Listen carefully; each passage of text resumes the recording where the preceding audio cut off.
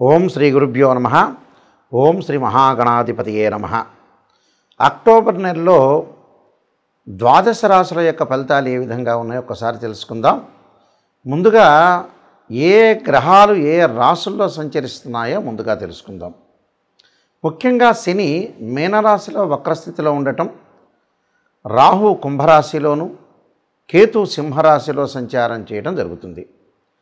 ముఖ్యంగా ప్రధానంగా గురువు అక్టోబర్ మాసంలో 18వ తారీఖు వరకు కూడా మిథున రాశిలో సంచారం చేసి 18వ తారీఖు నుంచి కర్కాటక రాశిలో ప్రవేశం జరుగుతుంది. అంటే అది అతిచారము అంటారు. కర్కాటక రాశిలోకి ప్రవేశించడం అనేది జరుగుతుంది. మిగతా గ్రహాలను మనం చూసుకునేటట్టయితే ముఖ్యంగా కుజుడు బుధుడు తులారాశిలో సంచారం చేయటం, అక్టోబరు ప్రథమార్థంలో శుక్రుడు సింహరాశిలోను, ద్వితీయార్థంలో కన్యారాశిలోను సంచారం చేయటం, రవి ప్రథమార్థంలో కన్యారాశిలోను, అలానే ద్వితీయార్థంలో వచ్చేటప్పటికల్లా అంటే అక్టోబర్ 18వ తారీఖు తర్వాత రవి తులారాశిలో సంచారం చేస్తారు.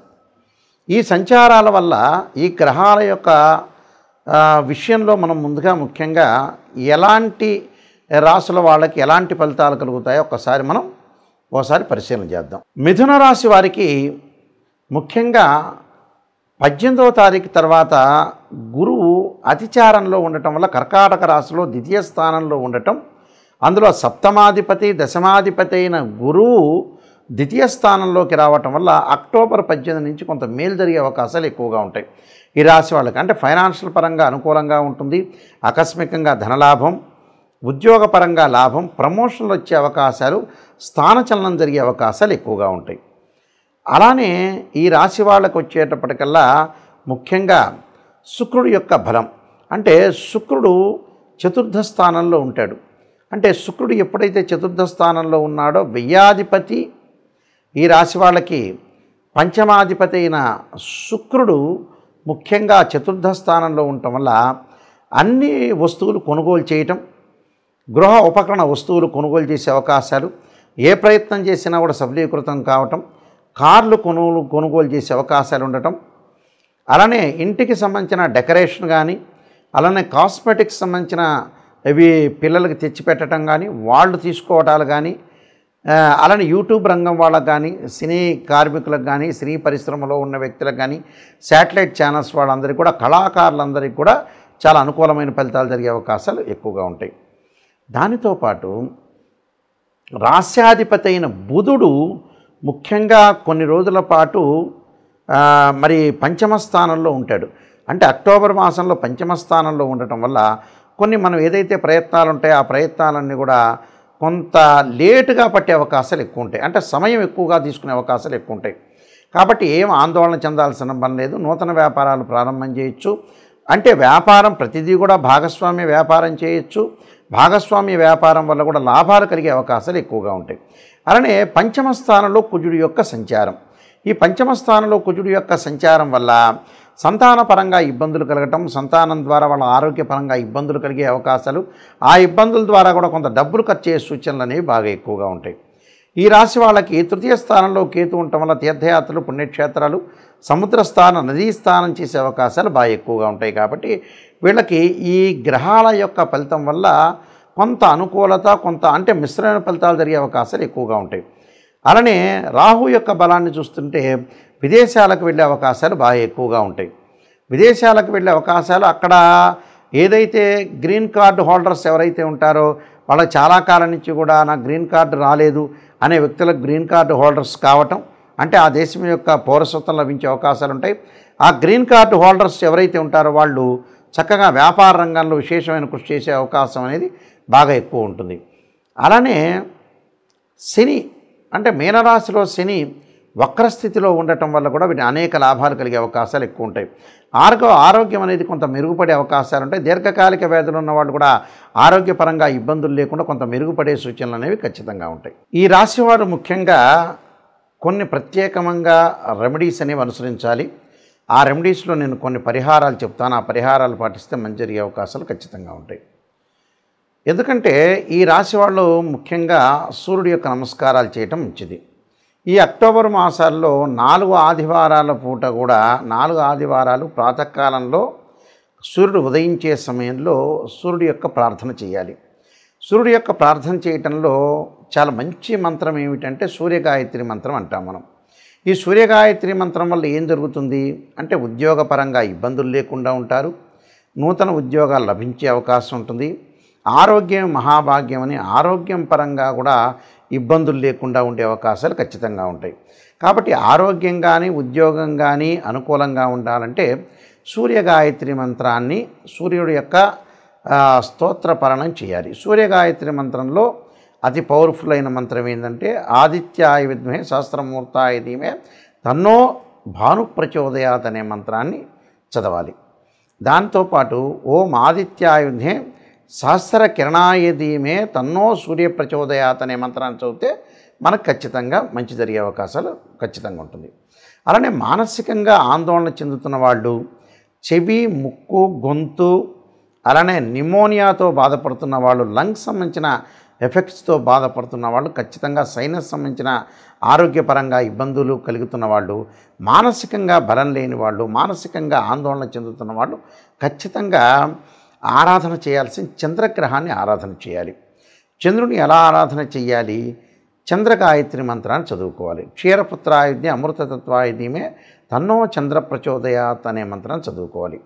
రియల్ ఎస్టేట్ కానీ అలానే అగ్రికల్చర్ ల్యాండ్స్లో కానీ రైతులు కానీ బిల్డర్స్ కానీ కెమికల్ కంపెనీస్ వాళ్ళు కానీ డాక్టర్స్ కానీ కోర్టు వ్యవహారాలు పోలీస్ స్టేషన్ వ్యవహారాల్లో చిక్కుకున్న వ్యక్తులు అలానే ఏదైతే ఆస్తిపాస్తుల గురించి గొడవలు అన్నదమ్ముల మధ్యలో గొడవలు ఉన్న వాళ్ళు తప్పకుండా సుబ్రహ్మణ్య స్వామి యొక్క ఆరాధన చేయాలి.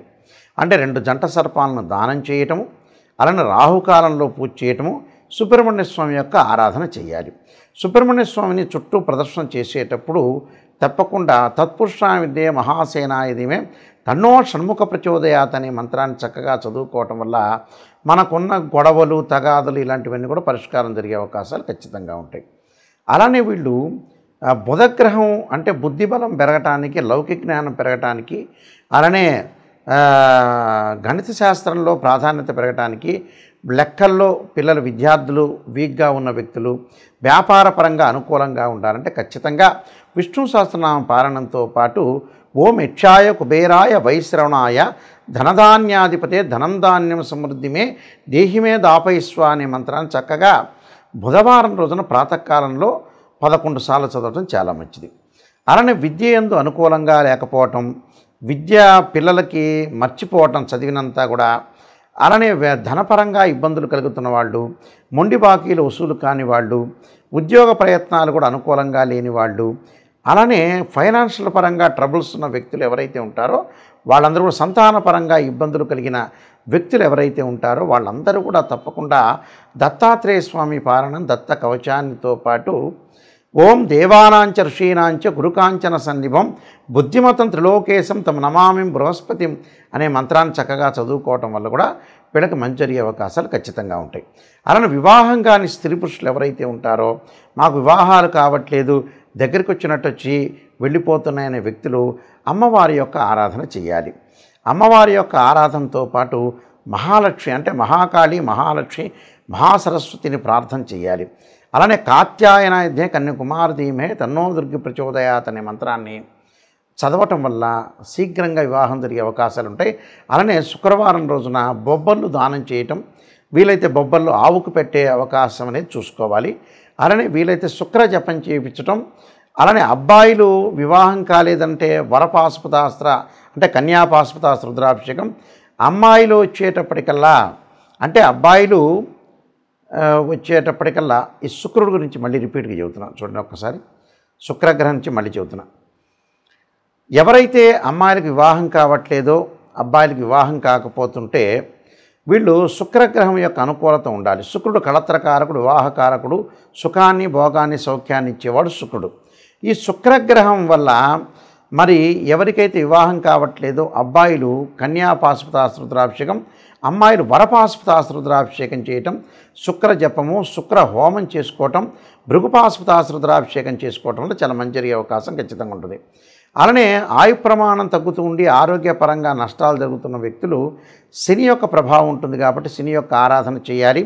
వీలైతే మరి నువ్వుల నూనెతోటి శివుడికి అభిషేకం చేయటం వల్ల ఆయు ప్రమాణం పెరుగుతుందని శాస్త్రంలో చెప్పారు. అలానే విదేశాలకు వెళ్లకుండా, విదేశాలకి ఏదైతే వీళ్ళకి వీసా రాకపోవటం, విదేశాల్లో ఉన్న వ్యక్తులకు కూడా అక్కడ వాళ్ళకి ఏదైతే మంచి వ్యాపారం కానీ అలానే మంచి జాబ్ కానీ రాకుండా, గ్రీన్ కార్డు కూడా రాకుండా ఉన్న వ్యక్తులు, విదేశాల్లో ఉన్న వ్యక్తులు ఎవరైతే ఉంటారో రాహు యొక్క ఆరాధన చేయాలి. అర్ధకాయ మహావీరం చంద్రాదిత్యమర్ధనం సింహకాగర్భ సంభూతం తమ రాహుం ప్రణమామ్యం అనే మంత్రాన్ని చక్కగా చదువుకోవాలి.